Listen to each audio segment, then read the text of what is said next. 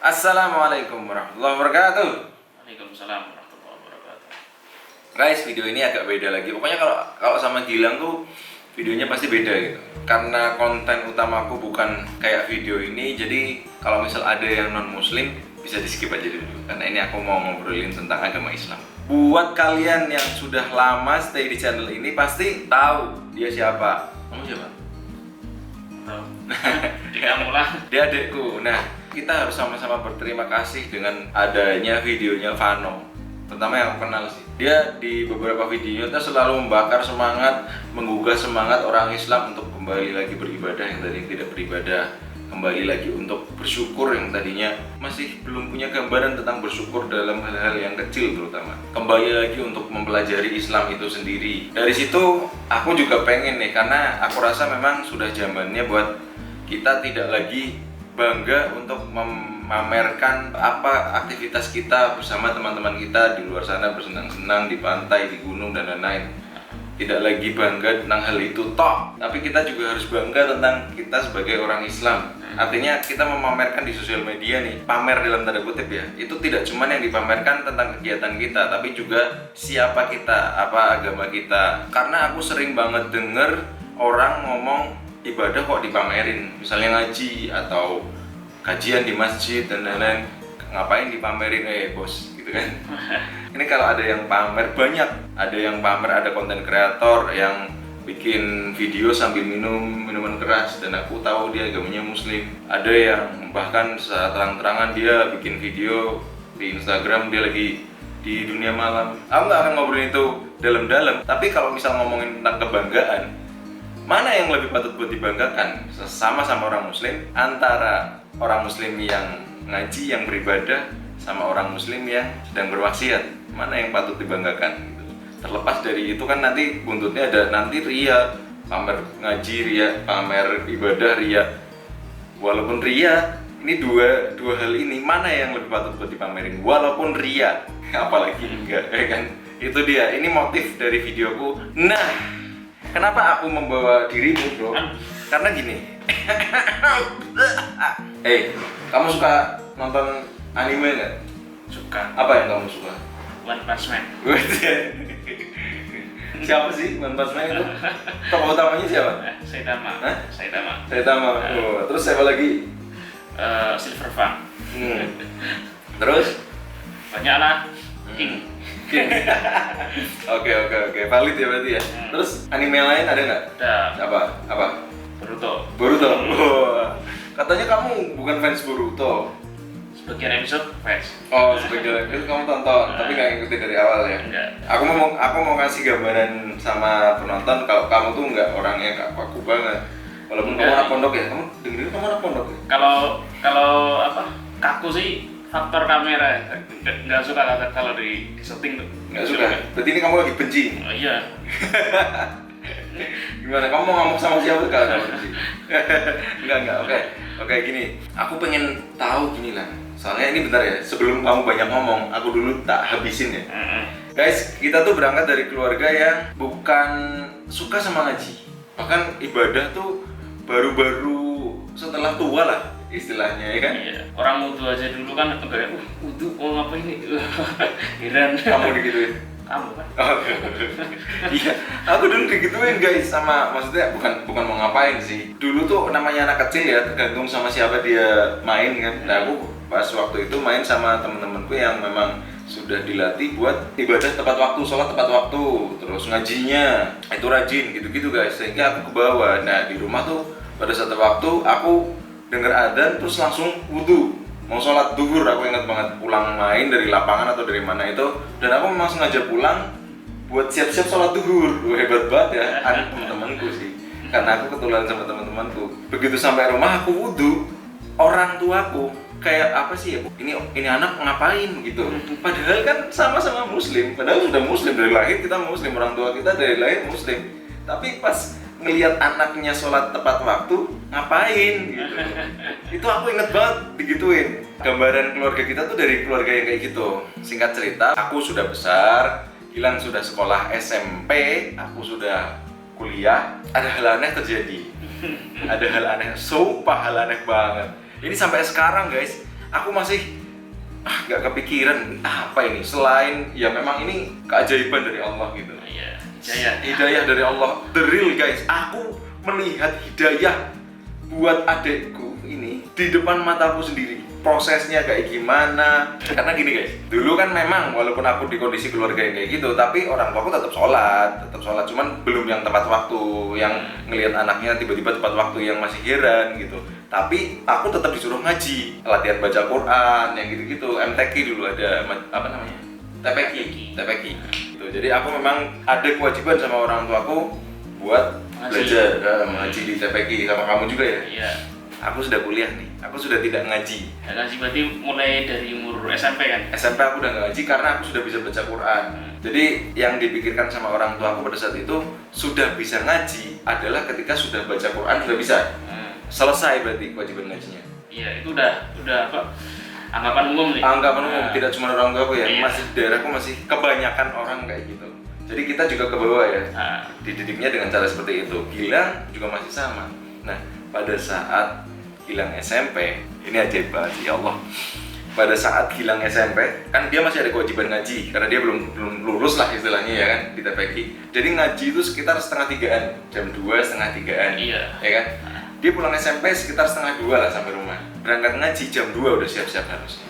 Setiap harus berangkat ngaji jam 2-an itu. Dia jam 2 kurang seperempat pasti di kamar selimutan pura-pura tidur.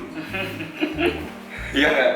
Setiap dibangunin nggak akan bangun. Padahal aku tahu banget pernah kejadian 2 kurang 5 menit lah. Istilahnya yang nggak mungkin orang posisi tidak ngantuk, mapan itu, sesingkat itu langsung tidur, nggak mungkin. Tapi dia tetap nggak, aku udah tidur gitu, tetap kayak gitu. Dibangunin nggak bisa, ngaji, nggak bisa. Setiap waktu ngaji, jadi dia males ngaji gitu lah istilahnya ya kan. Dari anak yang kayak gitu. Ini guys, hidayah dari Allah, nggak tahu aku dari mana. Nah, aku pengen tanya ke dia di bagian situnya. Itu kan dia sudah terbiasa kayak gitu ya. Sudah ibaratnya berbulan-bulan, bertahun-tahun dia jadi orang yang kayak gitu setiap waktu ngaji. Di hari berikutnya jadi selang 1 hari itu perbedaannya terjadi. Langsung begitu pulang sekolah berangkat ngaji tanpa pura-pura tidur. Dan itu terjadi terusan. Bahkan nih, biasanya kalau ngaji itu jam 2 pulang sekitar jam 4-an lah. Bahkan dia kadang malamnya masih ada kegiatan. Ngapain lah? Ya ada maulidan lah, ya ada apa lah. Ini anak dari yang pura-pura tidur tiba-tiba nih dalam 1 hari berubah jadi anak yang rajin berangkat ngaji, ditambah malamnya kalau ada kegiatan maulid dan lain-lain ikut lagi. Padahal dia ngaji 2 jam aja dia ngindar-ngindaran gitu. Langsung jadi kayak taat ngaji. Dan beberapa waktu kemudian nih selang 1 minggu atau 2 minggu dia kepengen mondok guys. Gambaran yang lain itu dia pintar di akademik, dia SMP di SMP RSBI. Waktu dulu kan masih ada standar SBI, SSN gitu kan. Iya. SMA-nya dia di SBI. Bukan SBI sih, udah hilang. Itu SBI itu udah hilang pas kelas 9. Iya, tapi kan mantan SBI. Yang itu kan tidak hilang, cuma hilang cara intinya favorit gitu lah. Intinya favorit gitu. Dia sekolah di situ, guys. Tapi sebelum ke situ aku mau nanya dulu. Apa yang terjadi di hari itu? Ini aku masih belum nanya sih, serius. Aku juga masih belum tahu sih sampai hari ini. Jadi kan dulu tuh walaupun istilahnya sering nggak berangkat, tapi ada perhatian khusus dari guru, dari salah satu ustadz. Dulu pernah kan punya PS tuh dulu di rumah. Itu sampai disuruh disamper. Kalau enggak itu biasanya di rumah PS-an ya, disamper teman. Lah ngaji yuk. Pura-pura tidur lagi. Bentar, nggak cuma sama temen. Bilang PS tuh masih nyala, nggak mungkin nggak ada yang main. Nggak mungkin. Teman saya tuh lihat, alah PS nyala kok, buru nggak mungkin. Betul ya. Tapi dulu yang bilang tuh ibu, dia tidur gitu. Disupport ya. Akhirnya terus jalan, paling 1 bulan 1 kali berangkat. Sampai dijadiin wakil ketua kelas. Harapan gurunya dengan adanya tanggungan bisa tobat. Lebih rajin, belum tobat dulu. Bahasanya belum tobat. Iya, lebih rajin. Ternyata enggak. Enggak. Gimana? Tetap. Frek lah. Iya. Malah pas PS-nya tuh udah rusak kan dulu kebakar tuh. Direparasi, tokonya kebakaran. Sarannya kan berhenti. Tapi enggak, sticknya kan masih sama kaset. Bawa pakai plastik, TPI. Lah seberang TPI itu tempat PS. Iya, rental. Belakangnya ke kanan. Tempat PS. Aku pernah kayak gitu lah. Itu Ini aku nggak tahu nih. Aku pernah kayak gitu lah. Aku pura-pura ngaji, ternyata ke rental PS, terus ketahuan. Aku pas lagi keluar dari rental, lah bapak aku pas lagi lihat ke arah sini, waduh motor aku pulang mati gitu. kalau aku enggak, Oh, enggak ketahuan. terang-terangan. Oh terang-terang. Pakai celana udah, ngaji kan pakai sarung. Ya. Dulu saya pakai celana, terus kaosan berplastik isi stick. Ya. Oh udah terang-terangan. Terus. sama kaset sendiri. Iya. Ada game favorit dulu. Nah. Di situ langsung ke PS-an 2 jam. Ngaji udah bubar baru pulang. Kayak gitu terus. Jangan-jangan yang pas dari kamu pura-pura tidur terus jadi rajin itu rajin ke PS-an dulu. Nah, enggak, pas kan enggak setiap hari tidur terus dulu. Baru tidur. ada yang nggak tidur. Ada yang nggak tidur tuh buat PS-an. Oh. Kegiatanku kan begitu. Berjalan lama terus ada acara wisuda dulu. Aku tuh diberi kepercayaan sama ustadznya. Lagi. Diberi kepercayaan lagi buat jagain sebelum acara 2 hari kan santri nginep tuh buat persiapan nanti di panggung. Nah, aku disuruh jagain. Ada acara wisuda yang kalau setiap selesai kita sudah khatam Quran, ada acara wisuda bareng di panggung gitu. Iya. Terus Itu disuruh jagain di situ, kumpul sama temen-temen. Kebetulan ada temen aku yang udah mulai hafalan Quran, macam-macam, ada yang mondok. Oke. Di situ Terus. kayaknya masuk ke lingkungan itu. Udah masuk, terus kok rasa nyaman gitu loh. Ngaji itu nyaman, terus diajak sama temen. Ada maulidan, ikut nggak nanti? Ayo ikut. Nah di situ udah kerasa enak. Ketemu sama habaib, terus ngaji itu udah merasa enak. Sehingga hari besoknya, yang awalnya kemarin pura-pura tidur masih, berhubung udah enak ya hati, langsung. Rajin terus. Kalau udah senang ya udah langsung dijalani terus. Sampai pernah dapat sindiran dari pengasuh. Kan berangkatnya malam. Pulang SMP itu kan jam 5 dulu. Dulu kan udah full day school dari dulu sebenarnya. Itu pulang itu jam 5. Lah pas waktu kelas 9 itu sebenarnya jadwal ngaji jam 6. Jam 6 kadang sampai jam 9. Itu nggak ada rasa malas. Terus akhirnya di kelas itu sempat kena sindiran. Yo jenengane ngaji nek si awal-awal yo semangat wis wong Mas. Kan kamu nggak awal-awal tapi. Tahun ajaran baru. Oh. Itu baru kenaikan kelas itu. Ternyata saya dikatrol terus walaupun kayak gitu tuh. Akhirnya sampai di kelas namanya kelas susto. Nah, kelas susto kebetulan yang lain yang rajin-rajin itu udah nggak ngaji semua. Jadi ada tuntutan di SMP dan sebagainya. Hingga cuma tersisa 4 anak di kelas susto, termasuk kata satunya aku. Itu pas kamu sudah rajin atau masih tidur-tidur itu? Itu masih udah rajin. Nah, terus waktu berangkat ya Ustadz tuh belum tahu disindir kayak gitu, terus malah di hati semangat. Gimana caranya Membuktikan. Nah, biar merubah anggapan orang yang awalnya aku tuh bajingan itu istilahnya. Gak ngaji tuh bajingan guys. Kalau aku bajingan mah udah kayak gitu. Ini enggak Ya, ngaji intinya aku tuh malas lah. Jadi beranggapan kebalikannya itu. Sampai disindir. Coba nanti dilihat 1 bulan. Atau 2 bulan. Kamu digituin juga ya? Kalau nanti kok tetap rajin berarti rajin. Kamu buktiin. Malah kadang aku tuh berangkat paling gak sih. Jadi jam 6, berarti kan mulai nanti kan jam 6:30. Jadi jam 6 tuh standby di situ. Itu kadang sampai di madrasah tuh masih kosong. Oke, kamu dalam masa pembuktian itu ya? Nah, di satu sisi lah, di rumah itu kan banyak hal yang terjadi. Kita kan nggak tahu sebagai orang tua, sebagai kakak, kan nggak tahu apa yang terjadi di madrasahmu. Kamu ngapain, kamu sedang membuktikan apa, kamu jadi orang yang seperti apa, kan nggak tahu. Sehingga pada saat kamu mau lulus SMP, kamu ditanyain mau sekolah di mana, kamu kan pengen mondok awalnya. Terus kalau misalnya nggak mondok, kamu maksimal sekolah yang masih dekat sama rumah, sehingga kamu masih bisa ngaji, ya kan? Di rumah kan jadi, wah ini berubah dalam waktu 1 hari. Habis itu ternyata pengen mondok. Padahal nilai akademiknya dia, kamu matematika udah berapa ujian nasional? SMP, makanya rata-rata tuh 94 ya. Kalau SD dulu N 100. Dari anaknya kayak gitu kan kita berharap banyak sebagai orang tua kan. Apalagi yang jadi cerminan tuh aku yang nggak pernah ranking. Aku bodoh gitu, nggak pernah ranking apa segala, beda banget. Nah sekalinya dia ranking dari keluarga yang kayak gitu, dia anak yang ranking tapi malah pengen mondok, kan kita kayak wah. Nah itu dia, akademiknya mumpuni lah buat sekolah di sekolah favorit, tapi milihnya mondok. Akhirnya terjadi crash di situ karena memang di keluarga belum ada yang pandangannya ke pondok. Masih sama kayak yang Mondok buat apa sih? mondok buat apa sih, mondok jadi apa sih, nggak ada gelarnya. Iya. Ya sedangkan nyari kerja gitu kan pakainya gelar, pakainya jasa. Dulu akhirnya ketemunya jalannya kayak gini, kamu nggak apa-apa mondok tapi cari ijazah dulu, karena nanti kalau misal kamu dapat ijazah ya kamu tetap bisa kerja di kayak MUI gitu, lembaga-lembaga agama kayak departemen agama kan kamu masih bisa di situ, yang gitu-gitu aku. Tapi dia enggak, milihnya mondok apa segala macem. Sampai akhirnya bapakku cerita satu waktu di bengkel dia ketemu sama orang yang lagi nge-service motor gede moge. Terus dia penasaran, nanyalah sama orang ini, itu moge punya bapak?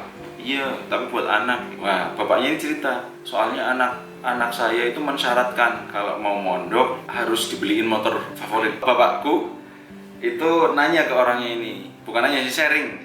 Anak saya pengen mondok, cuman sayanya yang enggak mau, saya masih belum ada gambaran nanti mondok mau gimana. Nah, dari hidayahnya buat bapak, buat aku, buat keluarga, buat nge-support dia mondok dari situ. Bapaknya ini ngomong, kamu diceritain nggak? Iya, benar. Bapaknya ini ngomong ke bapakku, pondokin aja pak, pondokin aja anak saya pengen mondok, tapi dia mensyaratkan dibeliin moge.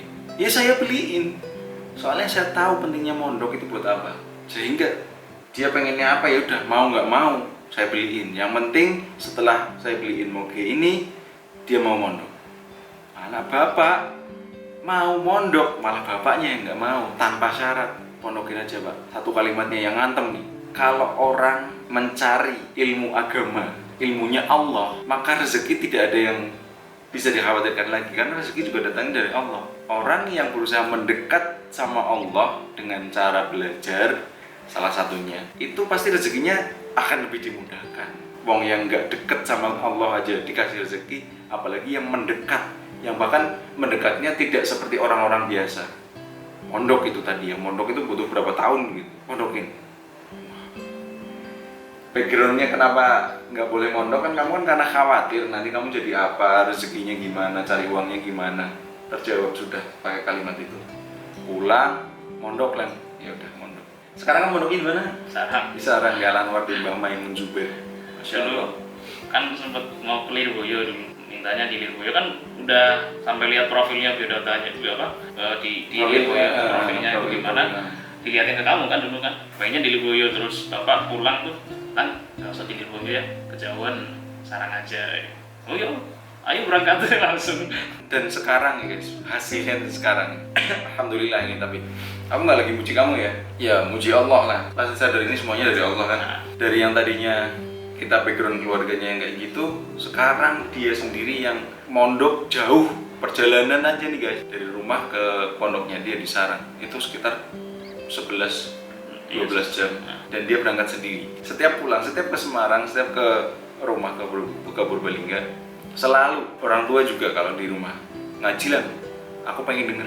Kalau di sini juga lah ngaji lah, aku nanti ngundang teman-temanku. Terus setiap aku ngeliat gitu dia baca kitab, terus kayak ngasih tausiah gitu lah, ngasih apa sih namanya, kajian lah, kajian. Oh ya Allah, ini coba kalau misal dulu tidak mondok tuh terus gimana gitu. Nah aku merasakan banget soalnya ilmu yang di pondok itu aku belum pernah nemuin. Unik berarti. Unik. Ada satu yang aku inget banget lah, itu beda banget sama yang di sekolah. Tidak ada santri yang berani sama gurunya bahkan di belakang. Tapi banyak terjadi di sekolahan, banyak terjadi di kuliah. Karena kenapa kamu ngomong kayak gitu? Karena aku melakukan itu sendiri. Kalau misalnya aku nggak cocok sama dosen, ya aku akan ngomongin dosen ini di belakang. Oh pak ini. Santri nggak berani. Bahkan pernah kayak gini, orang sopan kan, pak gitu kan ya, itu udah sopan banget menurutku. Aku main di pondok di Alanwar Sarang sana. Jalan, ada siapa? Mbak Kamil. Terang Maimun. Jalan. Terus, nah aku ketemu tuh kan papasan. Wah, aku sopan banget lah pokoknya. Jadi dia berjalan di belakangku. Aku buat sopan, oh iya ini kiai, sopan banget. Nah, aku sapalah Mbak Kamil ini almarhum ini. Pak Kiai gitu. Sambil jalan aku. Terus Mbak Kamilnya tuh kaget kayak ada pandangan khusus ke aku gitu loh. Kenapa? Karena aneh aku. Ternyata aku lihat sekitar gak ada yang jalan, gak ada yang liatin Mbak Kamil. Karena adabnya tuh sudah demikian tingginya. Yang aku pikir sopan itu cukup, yang beradab sopan itu cukup dengan cara ya udah aku jalan tetap jalan, tapi disapa ngangkutin kepala gini itu udah cukup. Santri nggak ada yang berani, bahkan buat jalan aja nggak ada. Bahkan yang lagi duduk berdiri, kiainya lewat, santrinya berdiri, yang lagi jalan berhenti, dan semuanya nunduk, nggak ada yang nyapa. Itu bentuk adabnya santri ke gurunya. Dan di belakangnya nggak ada yang kunjingin, Pak Kiai ini gini. Nggak ada. Aku nggak dapat itu di sekolahan. Pada akhirnya semua orang butuh ilmu itu. Ketika jadi orang tua, apa yang diajarkan ke anak nggak cuman tau lah kalau misal santri keluar sama orang tua tuh kayak gimana, pasti beda sama orang yang cuman jebolan kayak sekolah gitu. Kayak aku ini, tau lah pasti bedanya apa yang harus dilakukan sama orang tua, dan itu aku tidak dapatkan. Semakin amaze-nya lagi, aku sadar kalau ilmu agama itu tidak bisa didapatkan dengan mudah. Kamu mondok berapa tahun? Berarti 9 ini Masih selesai? mungkin 4 tahun lagi. 4 tahun lagi. Ilmu agama tidak segampang itu, dan itu masih bisa lanjut juga ya. Kalau bisa mau lanjut masih lanjut ya. Ada aja ilmunya pokoknya. Ada.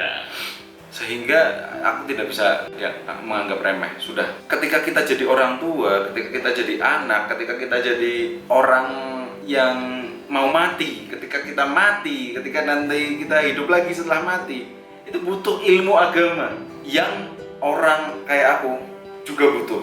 Jadi aku belajar di universitas, aku tuh butuh ilmu agama. Kamu belajar ilmu agama, kamu dapat ilmu dunia nggak? Dapat.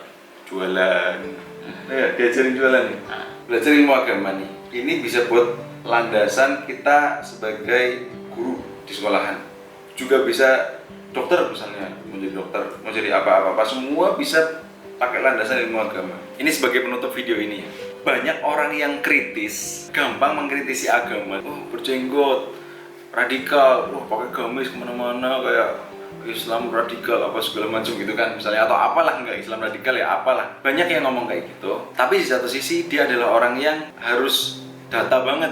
Banyak aku nemuin menghukumi agamanya dia sendiri tanpa dasarnya apa sih ya, ilmu agama, kitab, buku yang diturunkan turun temurun dari zaman dulu, dari zamannya Rasul.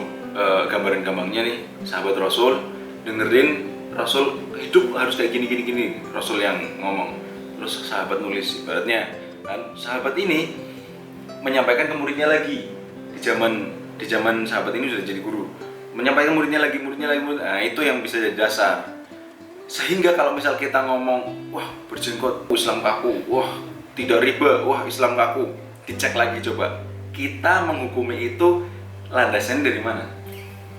Apakah cuma dari sini yang ini masih bodoh, atau dari kitab yang dari turun itu tadi dari Rasul?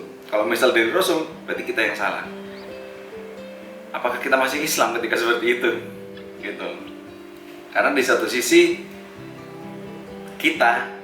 aku melihat dan aku merasakan kalau misal menghukumi paracetamol itu adalah adalah obat dari masuk angin, pusing dan lain-lain, harus menurut ahlinya. Kenapa kita menghukumi agama? Orang yang sedang melakukan ibadah, misalnya berjenggot atau pakai gamis atau segala macam itu tidak dari ahlinya. Tiba nggak ngaji, ayo kita ngaji bareng-bareng. Karena mau nggak mau kita ya mati. Kalau misal mati tidak membawa bekal yang cukup, dan selama kita hidup ternyata hidup dengan cara yang salah, bahaya guys. Ini ada orang-orang yang kayak gini nih, berpuluh-puluh tahun dia belajar, buat akhirnya dia nge-share ilmu ke masyarakat. Kita sebagai orang yang tidak di posisinya dia, janganlah gampang mengklaim kalau ini Islam radikal, ini Islam yang kaku, jangan. Habis ini aku mau langsung lanjut ngobrol tapi di video lain. Oke, mudah-mudahan bermanfaat videonya. Makasih udah nonton video ini sampai detik ini. Kalau misal tadi kita ngomongnya ngalor ngidul dimaafin, tapi mudah-mudahan ada manfaatnya dan jangan lupa di-share. Makasih. Assalamualaikum.